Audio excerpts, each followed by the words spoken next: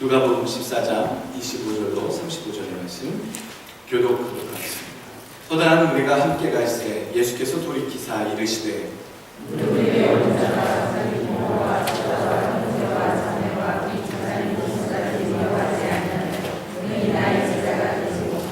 누구든지 자기 십자가를 지고 나를 쫓지 않는 자도 능히 나의 제자가 되지 못하리라.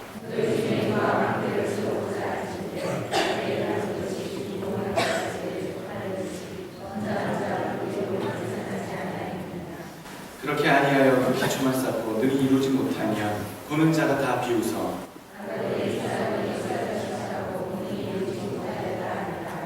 또 어린 임금이 다른 임금과 싸우러 갈 때에 먼저 앉아 일만으로서 저 이만을 가지고 오는 자를 대적할 수 있을까 해야 할지 아니하겠느냐.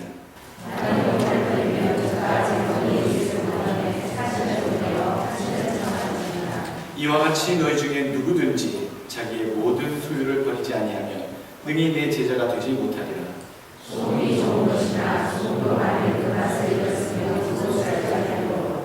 땅에도 걸음에도 쓸데없어 내어 버리느니라. 들을 귀가 있는 자는 들을지어다 하신다. 아멘.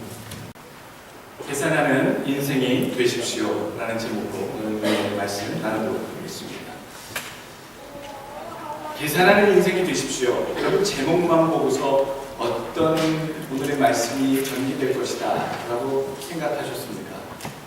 제가 제목을 정할 때요, 직접적인 교훈이 바로 담긴 축약된 메시지를 포함하는 그런 제목을 담을 때도 있고요, 때로는 굉장히 함축적인 의미가 담긴 것을 표현하기도 합니다. 계산하는 인생 되십시오. 여러분, 제가 어떤 의도로 이런 제목을 달았겠습니까? 본래 계산적인 사람이다 그러면 떠올리는 것이 굉장히 부정적인 이미지가 우리는 통상적으로 떠올리게 됩니다. 사람이 참 계산적이야, 참 자기의 것 이해타산을 따져 라고 얘기할 때에 저 사람은 계산적인 사람이다 라고 그렇게 좀 부정적인 뉘앙스를 풍기며 표현하기도 하지요. 약사 빠르고 계산적인 사람이 되라고 하는 말입니다. 아니면 깊게 심고하는, 생각하는 그러한 사람이 되라는 뜻입니다. 아니면 밥값 낼 때 계산을 먼저 이렇게 자주 하는 사람이 되라는 뜻입니다. 여러분, 이 가운데 어떤 것이 오늘 제목이 의미하는가라고 생각이 되십니까? 재리에 밝은 것도 아닙니다. 또는 처세술에 능하라고 얘기해 드리는 것도 아닙니다. 계산하는 인생이 되십시오 라는 뜻입니다. 예수님을 쫓아가는 제자로서 치러야 할 대가가 무엇인지를 정확히 파악하고 쫓아가는, 그리고 자기를 부정하고 자기가 어떤 모양으로 쫓아가야 될 것에 대한 그러한 자기의 각오를 가지고 주님을 쫓아야 된다라고 하는 말씀에서 계산하는 인생이 되시라는 제목을 달아보았습니다. 여러분, 쉬운 듯 어려운 것이 이 세상에 많이 있는데요, 여러분들이 느끼는 이 세상에서 가장 쉬운 것 같으면서도 가장 어려운 게 있다면 여러분들에게 과연 그것이 무엇이 해당됩니까? 저는 목회가 참 그렇게 느껴집니다. 목회가 세상에서 가장 어려운데요, 어떻게 보면 세상에서 가장 쉬운 게 목회구나 라고 하는 두 가지 그런 깨달음이 있습니다. 내 뜻대로 내 마음대로 목사의 생각과 주관대로 뭔가 이끌고 나가려고 한다면 아마 세상에서 가장 어려운 게 목회가 아닐까라는 깨달음이 있었고요, 반대로 하나님의 뜻대로 순종해서 인도하시는 대로 그분의 뜻을 위해서만 한다면 정말로 하나님이 인도하시는 대로만 하면 되니까, 또 도와주시니까 세상에서 가장 쉽고 편한 게, 가장 쉬운 게 목회가 아닐까라는 깨달음도 얻었습니다. 그래서 되게 쉽습니다. 목회가 행복합니다. 하나님의 뜻이 무엇인지 그대로 따라하기만 하니까요. 정말로 행복한 것이 요즘에 목회하는 그런 심정이 아닐까라는 생각을 해보게 됩니다. 제 자랑을 하려고 하는 것이 아니고요, 가장 쉬우면서도 어려운 것이 저에게는 목회라고 한다면 여러분들에게는 아마 크리스찬으로서 신앙생활하는 것이 가장 쉬우면서 어쩌면 가장 어려운 것이다 라고 저는 생각이 됩니다. 원래 예수님 믿는 것이 쉬워 보입니다. 그런데 본래는 쉬운 것이 아닙니다. 지하철에서 또는 사람이 분주있는 번화가에서 예수 믿고 구원받으세요 라고 얘기하시는 분들의 그 뉘앙스만 보면 쉽게 예수를 믿겠다고 교회만 찾아나가면 그 구원이라고 하는 것이 보증되어 있고 천국은 내 것이구나, 별로 어려운 것이 아니구나 라는 느낌의 그런 소리를 전달받게 됩니다. 예수 믿고 구원받으세요. 예수 믿고 구원받으세요. 너무 쉽게 우리가 전달받으나 실상 예수를 믿어보니까 정말 믿는다는 것이 그렇게 쉬운 과정이 아니다라는 것을 우리는 서서히 알아가게 된다는 얘기입니다. 쉬운 듯 어렵고요, 어려운 듯 쉬운 게 신앙생활입니다. 오늘 예수와 함께 가는 것이 오늘 제자의 삶, 신앙인의 삶이 되어야 된다고 오늘 본문에서는 얘기해주고 계십니다. 오늘 25절 말씀을 보게 되면요, 허다한 무리가 함께 갈새, 누구와 함께 갑니까? 예수님을 따라서 예수님을 쫓아 함께 가고 있는데 예수님께서 갑자기 뒤돌아서 얘기하기 시작하시는 내용이 처음 소개되고 있습니다. 허다한 무리가 예수님이 가는 곳마다 있었습니다. 예수님의 설교를 들으려고 했었고요, 예수님이 하시는 놀라운 깨달음의 교훈을 듣고자 했고요, 예수님이 베푸시는 놀라운 기적을 눈에 보면서 즐거워하며 나누려는 그런 마음이 가득한, 호기심이 가득한, 또 필요가 있는 그러한 허다한 무리들이 예수님이 계신 곳마다 가는 곳마다 가득 있었습니다. 그런데 예수님이 그들을 향해 오늘 이상한 말씀을 하고 계십니다. 공생애 동안 열광적으로 따르던 무리, 그 무리들을 통해 예수님은 분명히 얘기하십니다. 구경꾼들을 나는 찾는 것이 아니라 나를 위한 하늘나라의 군병들을 찾고 있다고 우리에게 오늘 교훈하고 계시다는 겁니다. 자기를 따라오라고 말씀하셨을 때에 호기심에서 따라오는 자들, 또 자기 필요에서 따라오는 자들, 그 분들을 요구하신 것이 아니라 헌신적으로 예수님 자신과 운명을 같이 할 그런 제자들이 되라고, 그런 자들이 되어야지만 나를 쫓아올 수 있다라고 오늘 말씀 가운데 교훈해주고 계십니다. 여러분, 예수님 쫓아가십니까? 교회에 다니는 것, 교인이 되는 것, 신앙생활 하는 것, 그것과 예수님을 쫓아가는 삶을 사는 것 같은 말입니다. 다른 얘기가 아닙니다. 교회에 출석하는 것, 그것은 내가 예수님의 가르친 진리와 그 가르침의 도를 내 삶 속에 가장 중요하고 소중한 것으로 여기고 쫓아 살겠습니다 라고 고백하는 한 표현일 뿐입니다. 교회에 나와서 말씀을 들음으로 내게 교훈이 되고 그 진리 가운데 내 삶을 확정하겠다라고 하는 그 과정 가운데 하나가 교회 생활일 뿐이지요. 오늘 예수님께서는 모두에게 제자가 되라고 말씀하십니다. 여러분, 교인이 되는 것보다 제자가 되는 것이 어떻게 보면 신앙의 목표입니다. 제자된 삶을 살으셔야 될 줄로 여러분 이 시간에 다시 한번 생각하시고 잘못된 생각과 판단 속에 오늘 주시는 말씀의 교훈을 정확하게 내 마음속에 가운데 품으시고요, 각오를 다지시는 이 시간 되시길 주의 이름으로 축원합니다. 26절 말씀 보시면요, 예수님께서 가시다가 갑자기 뒤돌아서서 그 허다한 무리들에게 하신 첫 번째 내용이 자기 부모와 처자와 형제와 자매와 및 자기 목숨까지 미워하라 라고 가르치십니다. 이해할 수 없는 가르침입니다. 전혀 예수님의 평상시의 가르침과는 전혀 다른 말씀으로 얘기하고 계십니다. 예수님 말씀은 간혹 성경 말씀 가운데 귀에 보면 귀고리, 코에 보면 코고리, 왜 이랬다가 저랬다가 하실까라고 이해 못해지는 부분도 간혹 보입니다. 예수님이 오류를 범하고 계신 부분이 아닙니다. 오늘 예수님은 이렇게 반복적인, 반어적인, 역설적인 상황의 표현을 통해서 오늘 나를 쫓아오려거든 부모를 미워해야 될 때가 있고, 처자를 미워해야 될 때가 있고, 자기 자매와 형제를 미워해야 할 때가 있다는 것을 우리들에게 가르쳐주고 있다는 겁니다. 오늘 기독교의 기본 정신이 뭡니까? 하나님이 우리를 사랑하시고 우리가 하나님을 사랑하고요, 하나님의 사랑과 이웃사랑에 대한 두 가지 정신이 기독교의 사랑의 정신입니다. 그런데 그 이웃사랑의 정신을 생각할 때에 이 가족, 내 부모를 사랑하고 내 형제를 사랑하고 내 자매를 사랑하고 이것은 가장 기본기의 근간 교훈이고 가르침이라는 얘기지요. 그런데 오늘 예수님 미워하라는 얘기는요, 저주하고 진짜 말 그대로 미워하라는 표현이 아니고요, 오늘 26절에 그 미워하다라고 하는 히브리 표현은 다른 것보다 덜 사랑하라라고 하는 히브리적 표현이라는 얘기입니다. 다른 것보다 좀 덜 사랑하라라고 할 때에 미워해라라고 표현하는 것이 오늘 히브리의 이 문구에 쓰인 표현이라는 얘기죠. 그러니까 오늘 다른 원래의 말뜻대로 표현하자면 부모와 처자와 형제와 자매와 자기 목숨까지 덜 사랑하지 않고서는 진정 나를 능히 쫓아올 수 없다라는 말씀을 해주고 계십니다. 10계명 가운데 제5계명이 뭡니까? 내 부모를 공경하라.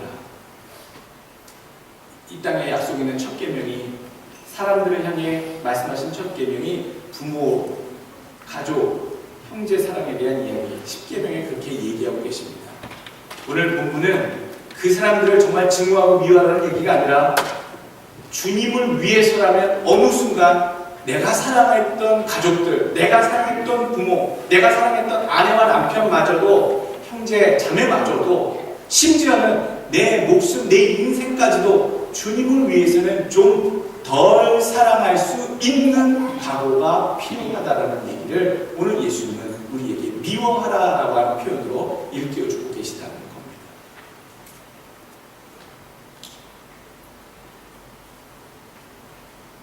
능히 나의 제자가 되지 못한다는 말씀, 누구든지 27절 말씀 또 나옵니다. 27절 보게 되면 자기 십자가를 지고 나를 쫓아하는 자도 능히 나를 쫓아오지 못한다. 예수님을 쫓아가지 못한다면 무슨 말일까요? 예수님의 사람들이 예수님을 쫓아가지 못하는 삶을 산다는 것은 하나님의 백성이 되지 못한다는 것, 제자가 되지 못한다는 것, 그렇다면 그 사람들은 하나님의 백성이 아니라는 뜻이고 구원에 대하여서 약속받을 수 있는 사람들은 아니다라고 하는 논리적인 결론이 우리들에게 전달되게 됩니다. 우리가 제자가 된다는 것과 제자가 되지 못한다는 것은요, 그냥 되고 말고의 차이가 아니라 우리가 구원을 받는 백성이 되느냐 아니면 구원받지 못하는 백성이 되느냐, 천국 갈 수 있느냐 아니면 지옥으로 떨어지느냐에 대한 아주 심각한 문제까지 같이 포함하고 있는 명제가 제자가 되고 못 되고의 문제라는 겁니다. 목사님, 그냥 교회 다니면 되죠. 뭐 제자처럼 저렇게 충성을 하고 헌신을 하고 이렇게 해야 됩니까? 그냥 무리처럼 때가 되면 교회 나갔다가 또 때가 되면 못 나올 수도 있고 또 때가 되면 교회를 쉬었다가 그냥 그렇게 살 수도 있지요. 그게 요즘 다 교회들 아닙니까? 그분들은 확실히 무리 맞습니다. 네, 틀리지 않습니다. 무리들도 주님 쫓아다녔고요, 무리들도 주님의 그 말씀을 들었습니다. 믿음이 없었던 게 아니지요. 이만큼의 믿음이 있었기 때문에 주님을 쫓아다녔고 주님의 말씀에 귀 기울이려 했고요, 주님의 기적을 바랬던 사람들이 무리입니다. 그룹이라는 거지. 근데 주님은 그런 사람들을 원하지 않으십니다. 그런 사람들이 나의 백성이라고 얘기하지 않으십니다. 심지어는 저들이 배부른 까닭에 나를 쫓아온다라고 얘기하시면서 그들에 대해서 오히려 경계하시며 그들에게 떨어져 있기도 하셨던 예수님의 모습이 성경에는 나타나 있습니다. 주님께서 원하셨던 건 무리가 아니라 제자입니다. 예수님과 함께 동고동락하며 운명을 같이 할 수 있는 그런 자가 되시길 주의 이름으로 축원합니다. 오늘 자기 십자가를 지고 오아야 된다는 말씀 전제가 또 있습니다.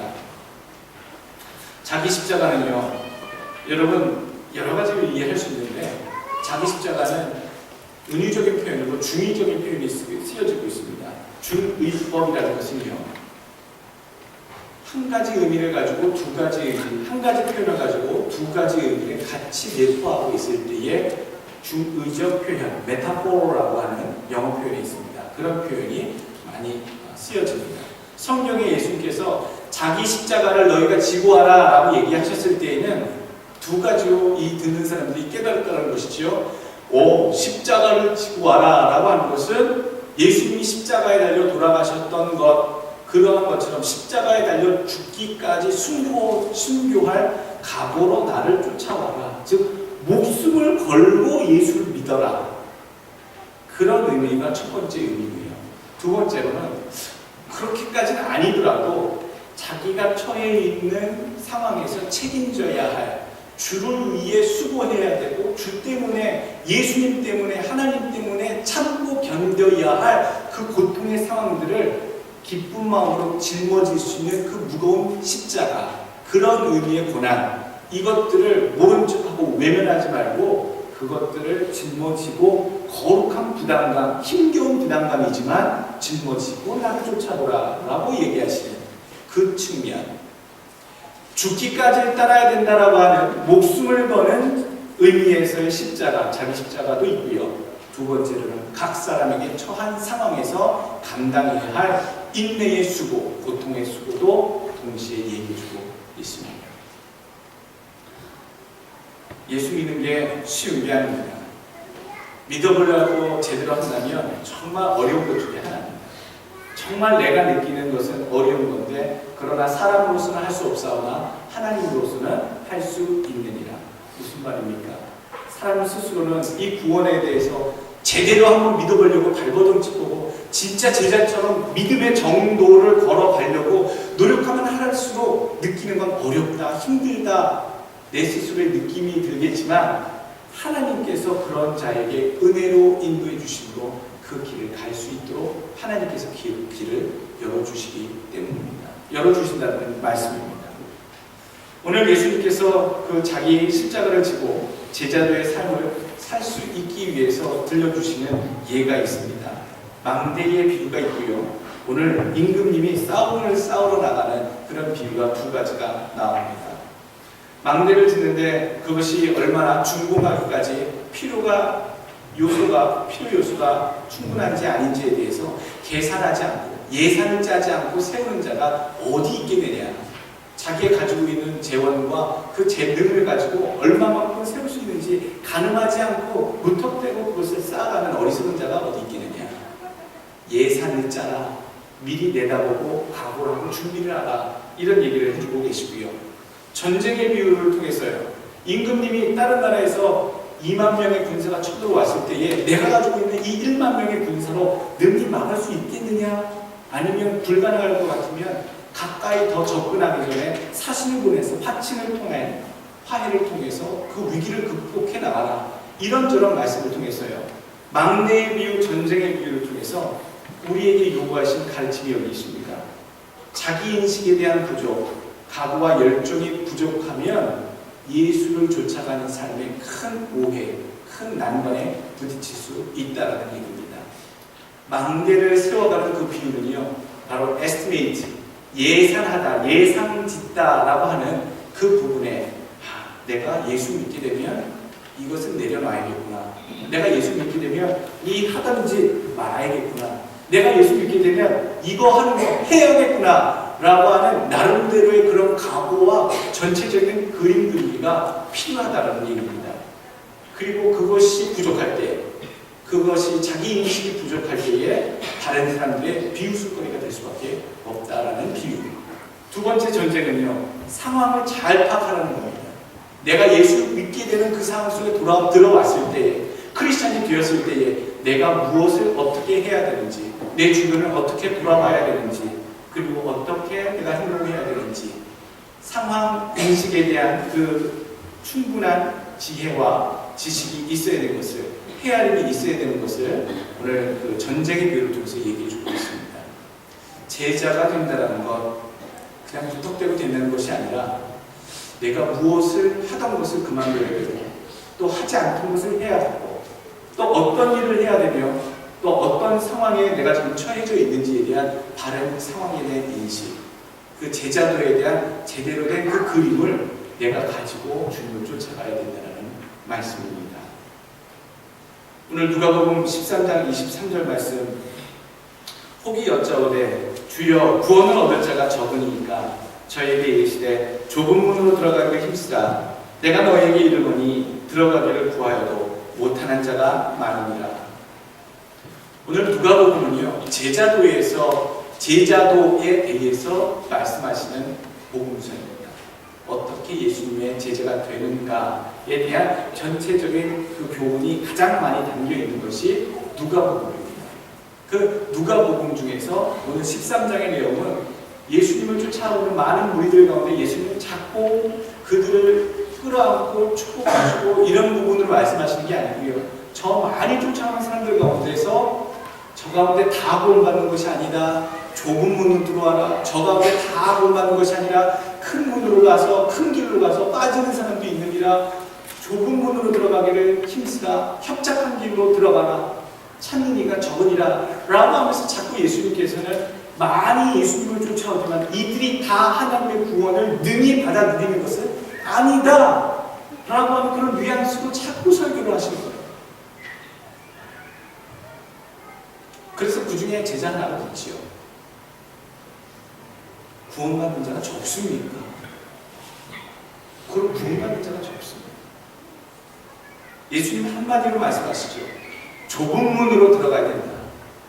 예수를 믿는데 남들이 다 그냥 그렇게 믿으면서 하는 그런 문이 아니라 정말 주님이 원하시는 좁은 문, 생명의 문, 양의 문, 예수님이 원하시는 그 문, 그 방법대로 살지 않으면 자기 마음대로의 넓은 길, 편한 길, 그 길로 가는 것은 지옥으로 가는 길이고 같은 예수 믿는 길에 접어들었어도 예수님이 정말 원하시는 그 좁은 문, 양의 문, 예수님의 문, 그 방법대로 믿지 아니하면 오늘 성경에 구하여도 못하는 자가 많으리라 라고 얘기하고 계시다는 거예요.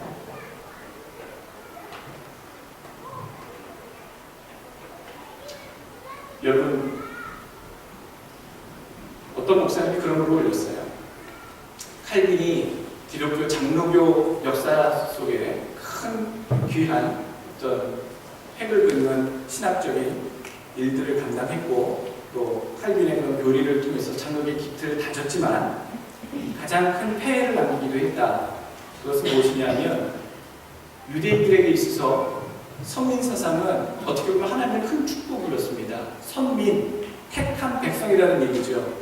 하나님을 모르는 이방 백성들, 다른 나라 백성들은 다 지옥 가고 하나님 멸하실 심판의 대상들이지만 이스라엘 백성들 속에서는 마음속에 나는 유대인으로 태어났으니까 나는 어떻게 하든지 간에 내가 어떻게 살아가든지 간에 하나님께서 나는 구원해 주시고 축복해 주시고 천국으로 인도하신다라고 하는 그런 선민 사상들이 몇천 년 동안 그들 마음속에 자리 잡고 있었다는 얘기입니다. 그래서 그렇게 하나님의 백성답게 살려고 노력하기보다는 내가 대충 살아도 나쁜 짓을 하고 못된 짓을 해도 나는 어차피 천국 가, 나는 어차피 하나님의 백성이야 라고 하는 그런 선민 사상이 못된 방향으로 흘러 들어갔죠. 그런데 칼빈의 사상 중에 성도의 견인이라는 부분이 있습니다. 성도의 견인, 예수를 처음 영접하고 믿게 된 사람들이요. 그 안에서 성령께서 인도해 주셔서 신앙의 길로, 구원의 길로 인도해 주신다라고 하는 것이 성도의 견인입니다. 견인차가 이끌려가듯이 성도를 성령께서 구원의 길로 이끄신다라는 얘기죠. 그 말씀이 많은 사람들에게 곡해가 되고요. 많은 목회자들에게 곡해가 되어서요.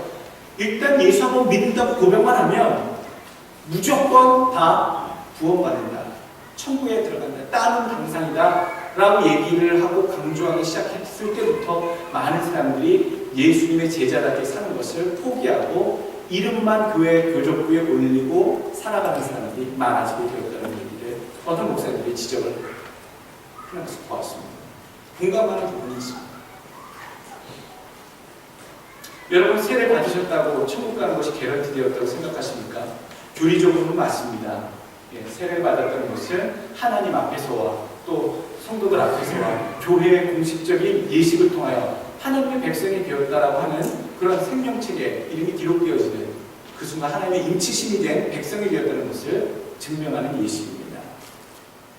그런데 믿음은 끝까지, 구원은 끝까지 내 믿음으로 이루어 나갑니다.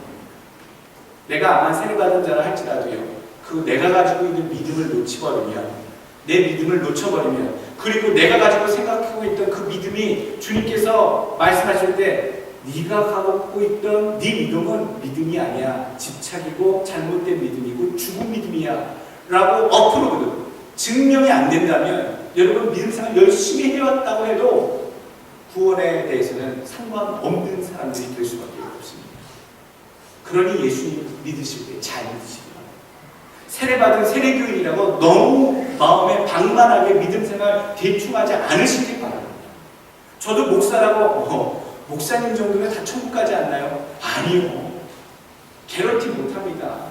신학적으로는 개런티 할 수 있지요. 신학적인 논리를 가지고 그렇게 배웠기 때문에 우리 할 수 있습니다. 그런데요, 성경에 있는 내용 그대로 보면요, 구원을 끝까지 믿음을 가지고 이루어 나가는 자, 그리고 복음서에 예수님의 뜻대로 믿음 생활 해오지 않는 자는 주께서 모른 척 하신다고, 알지 못한다라고 말씀하시고 계시다는 겁니다. 그래서 저도 예수를 믿으세요, 구원받으세요 라고 증거하지만 내 자신이 하나님 앞에 부끄럽지 않게 분명하게 구원받는 믿음의 사람이 될 수 있도록, 또 상급이 있도록 이 두 가지를 놓고 늘 고민하고 저도 내 믿음 속에 노력하는 사람, 경주하는 가운데 하나라고 생각을 하게 됩니다. 예수를 믿으시려면 무리가 되지 마시고요, 진짜 예수님과 함께 운명을 같이 할 만한, 고난을 받을 만한 그런 제자들이 되시길 주의 다시 한번 부탁 말씀드립니다.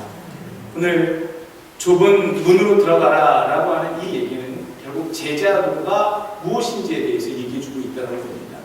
좁은 문으로 들어가는 것과 제자가 되는 것, 즉 제자도는 공통적인 요소를 가지고 있습니다.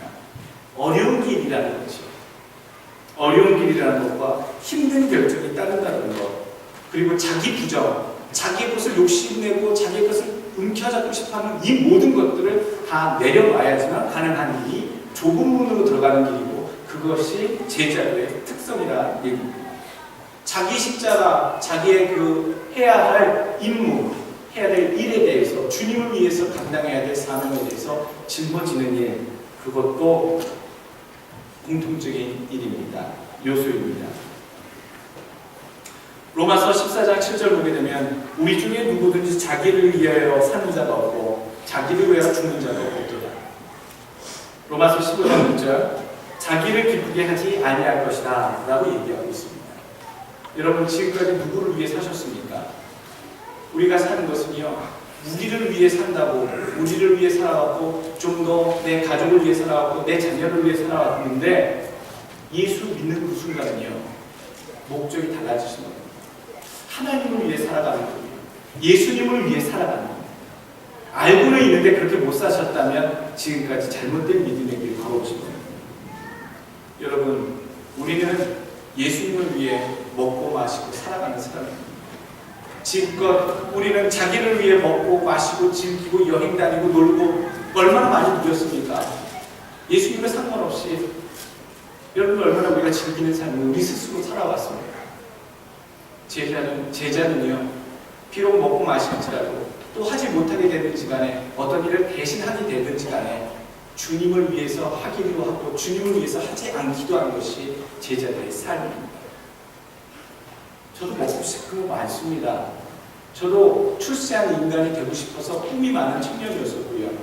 저도 가지고 있던 것, 가지고 있는 배경, 가지고 있는 그 능력 갖고 굳이 목사가 아니어도 펼치고 싶은 꿈이 많았던 청년이었습니다. 그 길을 가고 싶어서 발버둥 쳤었고요. 또 목사이기 때문에 남들은 다 누리지만 하지 못하는 것도 많고요. 교인들의 눈치를 본다, 눈치라는 표현이 좀 그렇습니다만, 다른 사람의 마음의 상처가, 혹시 피해가 또는 충격이 되지 않도록 내가 누릴 수도 있지만 내가 자제하는 것도 참 많습니다. 오히려 목사라는 타이틀 때문에 그렇지요. 여러분, 제가 왜 할 수도 있는데 하지 못합니까? 남들 다 즐기고 놀고 먹고 마시고 할 수 있는데, 남들은 다 하는데 왜 저는 못하겠습니까? 못하는 게 아니라 제가 안 하는 겁니다. 안 하는 것을 제가 선택한 겁니다. 나도 좋은 차 타고 싶고, 좋은 데 애들 놀러 보내고 싶고요, 어디 좋은 데 여행 다니고 싶고요, 한국에도 자주 놀러 가고 싶고요, 내 마음대로 즐기고 싶고 그런 삶을 살고 싶습니다. 그런 능력이 없다고 그러지는 않았습니다. 그런데 제가 왜 이 길을 선택했고, 할 수 있으면 할 수 있는데 왜 하지 않는 것일까요? 굳이 목회자만 그런 게 아닙니다. 내가 할 수 있는데 하지 않는 것은요, 예수님께 덕이 안 되기 때문입니다. 내가 이렇게 하면 다른 목회자들에게 덕이 안 되기 때문입니다. 내가 이렇게 하면 예수 믿는데 본의 안 되기 때문에 포기하는 것들이 무척 많습니다. 근데 억울하지는 않습니다. 왜냐하면 내가 스스로 목사로서의 제자도의 삶을 선택했기 때문에, 내 가족이 그 길을 선택했기 때문에 그것을 기쁘게 여기고요, 다 누리지 못하고 먹지 못했을 때에 하나님께서 기억하시고 하늘의 것을 갚아주시고 약속해 주신다라고 하는 그 말씀을 내가 의지하기 때문에 못 먹어도 좋고요, 못 즐겨도 좋고요, 못 놀아도 좋습니다. 그렇게 행복합니다. 때로는 할 수 있을 때에도 감사하고요, 하지 못한다고 해도 감사합니다. 그것이 주님을 위해서라면 내가 하고요, 그것이 주님을 위해서 안 했으면 좋겠다라고 하면 하지 않습니다. 내가 주를 위해서 즐기고 주를 위해서 참습니다. 이것이 제자도의 한 부분이다라는 얘기입니다. 목사는 목사의 선택할 수 있는 폭이 있습니다만 여러분들은 크리스찬이기 때문에 선택할 수 있는 폭이 좀 더 다른 겁니다. 어쩌면 비슷한 부분도 있겠지요. 내가 크리스찬이기 때문에 그냥 대충 믿는 예수 교회 다니는 교인이 아니라 하나님 보시기에 나는 진짜 정도의 제자 같은 삶을 사는 그런 구원을 확실히 받을 수 있는 그런 예수님과 운명을 같이 할 수 있는 그런 삶을 사시겠다고 고백하시는 분들은 주님을 위해 뭐든지 다 하십시오. 또는 주님을 위해 뭐든지 참으십시오. 그것이 제자의 삶입니다. 그런 제자들이 가득했으면 좋겠습니다. 저는 성도가 많은 것, 성도가 적은 것 개의치 않습니다. 오히려 성도가 적은 것이 더 많은 것이 부담스럽습니다. 어느 누군가가 몇만 명의 목회를 하되 참 제자가 없는 무리와 같은 몇만 명의 목회를 하겠느냐, 아니면 알곡 같은 50명의 제자가 있는 교회를 선택하겠느냐라고 한다면 여러분 어떤 선택을 하게 될 것 같습니까? 오늘 제자도에서 얘기하니까 제가 얘기하겠죠. 50명 모두 진짜 천국에 같이 올라가서 예수님과 함께 죽어서 우리가 천국에서 만났을 때에 이 땅에서 신앙에 대해서 영원토록 함께 나누고 기뻐하고 삶을 공유할 수 있는 알곡 같은 제자들 50명이 있는 교회의 목회자가 되는 것이 훨씬 더 행복합니다 라고 아마 저는 고백할 겁니다. 수만 명을 목회하든, 제가 큰 교회를 목회하는 게 아닙니다. 여러분 아시죠? 큰 교회를 목회하든 작은 교회를 목회하든 많이 가르치고 지도하고 복음을 전해도요, 다 무리와 같이 마지막에 예수님을 십자가에 못 박아라, 바라바라를 내려주고 십자가에 못 박아라, 예수를 죽이라 라고 변심했던 많은 무리들을 생각할 때에 어느 목회자가 천국에 올라갔는데 자기가 목회했던 그 양들이 다 가라지와 같고 다 쭉정이와 같아서 알곡 같은 백성들 거의 없어서 천국에 올라온 백성이 적다라고 하면 그 목회는 실패한 목회 아니겠습니까? 저는 여기서 얼마나 목회를 하게 될지 모릅니다. 여기서 오래 끝까지 가게 될지, 또 하나님께서 이 에센테로를 갑자기 보내셨던 것처럼 또 어느 순간에 어떻게 또 옮기실지 모르지만 여기서 만나뵀던 이분들은요, 여러분들은요, 그대로 다 천국에서 그대로 만나길 간절히 원합니다. 여러분, 제 그 소원이 그 소원이 가장 큽니다. 어느 한 명도 잃어버리지 않냐고요. 어느 한 명도 껍데기 같은 삶을 살지 않냐고요.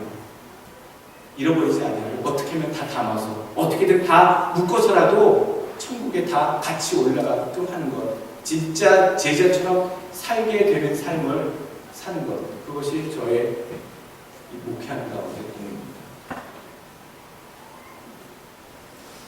오늘 제자가 된다는 것에 대해서 얘기를 하고 있습니다. 세 가지 경우 얘기했죠. 사랑하는 사람들마저도, 심지어는 자기 목숨까지도 덜 사랑해야 된다. 그런 각오, 주님을 위해서 그래야 된다. 두 번째는 자기 십자가를 분명히 져야 된다라고 하는 것. 자기가 해야 되는 숙제들, 주님이 원하시는 숙제들을 해야 된다는 것. 세 번째, 자기 소유를 완전히 포기할 수 있는 데까지 가야 된다. 물질이든 자기가 소유하고 있는 권세든 어떤 위치든 간에 제자가 된다면 그것 때문에 다 내려놓을 수 있는 각오가 있어야 된다는 것. 자녀들이 가장 이렇게 내 새끼 하시는 분들은 자녀들에 대해서 많이 내려놓는 포기 안에 마음에서 비우는 각오를 많이 하십시오. 돈, 물질, 돈이 있어야 살지 그러시는 분들은 돈에 대해서 초월하시는 훈련을 계속 하십시오. 이성에 대해서 그렇게 빠지는 청년 때에는요, 이성에 대해서 좀 돌같이 보는 그런 마음들을 기르시길 바라겠습니다. 오늘 소금의 이야기 마지막으로 하려고 합니다. 자기 자신을 부정하고 주님을 쫓아가는 것이 제자도의 능력이다라고 말씀드립니다. 맛을 익은 소금 34절부터 나오는데, 원래 이스라엘 지방은 소금이 풍부한 지역입니다. 사해바다, 소금바다지요. 그 주변에는 이미 무트로 드러나버린 바위 언덕, 소금 언덕이라고 부르는 것도 있는데 그곳에 이미 해수면 아래에 있을 때에서부터 소금이 결정화된 부분들이 바다 그 표면 위로 나오면서 암염처럼 그렇게 굳어져 버린 그런 암석들이 참 많습니다.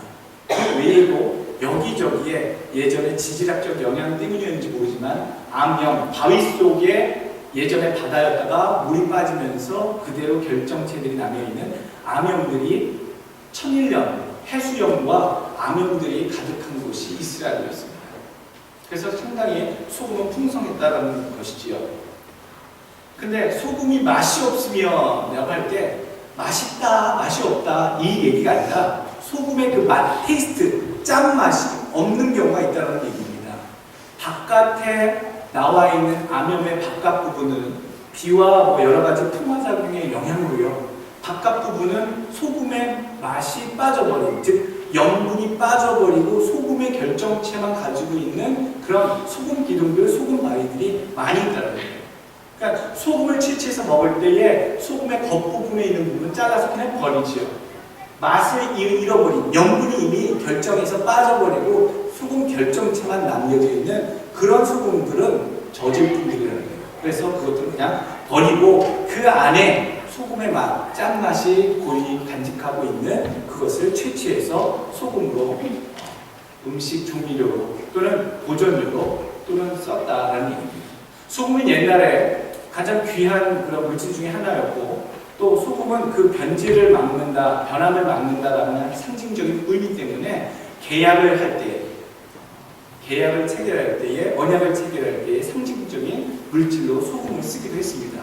그래서 소금은 신실함을 의미하는 그런 물질로 고대 근동이나 유대 지방에서 쓰였던 물질 중에 하나입니다. 근데 염분이 빠진 그 결정체인 소금은 갖다 버린다는 얘기죠. 거름도 안 되고요. 또 아무것도 땅에도 도움이 안 되는 정말 쓰레기 같아서 갖다 버린다라는 얘기를 해주고 있습니다. 소금의 맛이 빠졌다. 그냥 맛이 빠진 것이 아니라 소금으로서의 정체성 완전히 잃어버립니다. 디모데후서 3장 5절 말씀, 경건의 모양은 있으나 경건의 능력은 부인하는 자니. 무슨 말이냐면 예수를 믿는 것 같은데 예수를 믿는 그 경건성, 믿음의 실체는 없는 껍데기만 크리스찬인 사람들이 있는데 그러한 자들로부터 내가 돌아서라. 그런 사람들 상종하지 말고 경계해라, 주의해라, 너도 조심해라 라고 하는 그 디모데의 말씀, 디모데에게 주시는 바울의 말씀이 이 얘기입니다. 껍데기는 있지만 진정한 신앙의 삶이 드러나지 않는 제자도의 삶이 없는 맛을 입은 소금 같은 그런 사람들 주의하라라고 얘기하고 있습니다. 소금은 짠맛으로 자기가 소금인 것을 어필합니다. 나는 진짜 소금이다라고 얘기합니다. 제자들은요, 예수님의 제자들은 오늘 자기 부정을 하는 그 일과 자기 모든 소유를 포기하는 일과 자기 십자가를 짊어지고 주님을 쫓아가는 그러한 삶을 삶으로써 나는 예수님의 제자 맞아! 라고 어필을 해야 합니다. 여러분, 교회만 다니는 분들 되지 마시고요. 어떠한 상황에서 든지 간에 내가 주님을 위해 먹고 마시고 주님을 위해 살고 죽고 주님을 위해 가기도 하고 오기도 하고 주님을 위해 하기도 하고 하지 않기도 하는 주님을 위해서 모든 것들을 바쳐서 사실 수 있는 여러분들 되시길 주님으로 축원합니다.